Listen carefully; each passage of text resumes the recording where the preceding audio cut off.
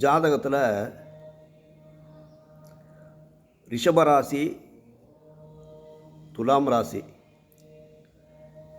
இந்த 2 ராசிகளில் கிரகங்கள் அமைந்தால்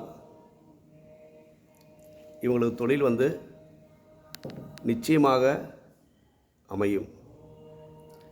அடுத்தது, இதே ரிஷபத்தில் சூரியன் இருந்தால் இவங்க பணம் சம்பாதிக்கிறதுக்கு போராடி தான் பணத்தை சம்பாதிக்க வேண்டிய சூழ்நிலைகள் ஏற்படுத்தும்.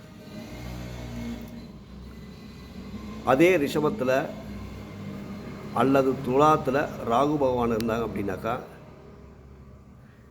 இவங்களுடைய லைஃப் பார்ட்னர், கணவனாக இருந்தால் மனைவி, மனைவி இருந்தால் கணவனும் அதிக உணர்ச்சி வசப்பட்டு பேசக்கூடியவங்க, பிரச்சனைகளை ஏற்படுத்தக்கூடியவராக வருவாங்க. இதே ரிஷபராசியில் சனி பகவான் இருந்தால் தாமதமான திருமணம், அப்படி அந்த கல்யாணம் பண்ணுற அப்படிங்கிறப்ப அவங்களுக்கு அதுதான் நல்ல வாழ்க்கையாக கட்டாயமாக அமையும்.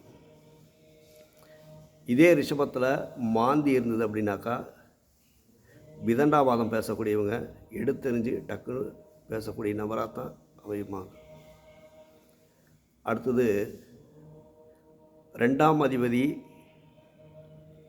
குரு சுக்கிரன், 2ஆம் அதிபதி குரு சுக்கிரன் 3 பேர் சேர்ந்து 4 கட்டத்துக்கு மேலே அமைஞ்சிருந்து அது நட்பு வீடாக இருந்தால் அந்த ஜாதகருக்கு 40 வயசுக்கு மேலே தான் வருமானத்தை கொடுக்கக்கூடியது. ஒரு இறக்கம் கொடுத்து மறுபடியும் ஒரு ஏற்றம் கொடுக்குது அப்படின்னாக்கா, அது ரிஷபராசி ரிஷப லக்னத்துக்கு 100% நிச்சயமாக பொருந்தும். அதே இந்த ரிஷப லக்னத்தில் பிறந்தவங்க திருமணம் செய்யும் காலகட்டத்தில் ஒரு பிரச்சனைகளை சந்தித்து அதுக்கப்புறம் தான் இவங்களுடைய திருமண வாழ்க்கைங்கிறது கண்டிப்பாக அமைஞ்சிருக்கும். நன்றி, வணக்கம்.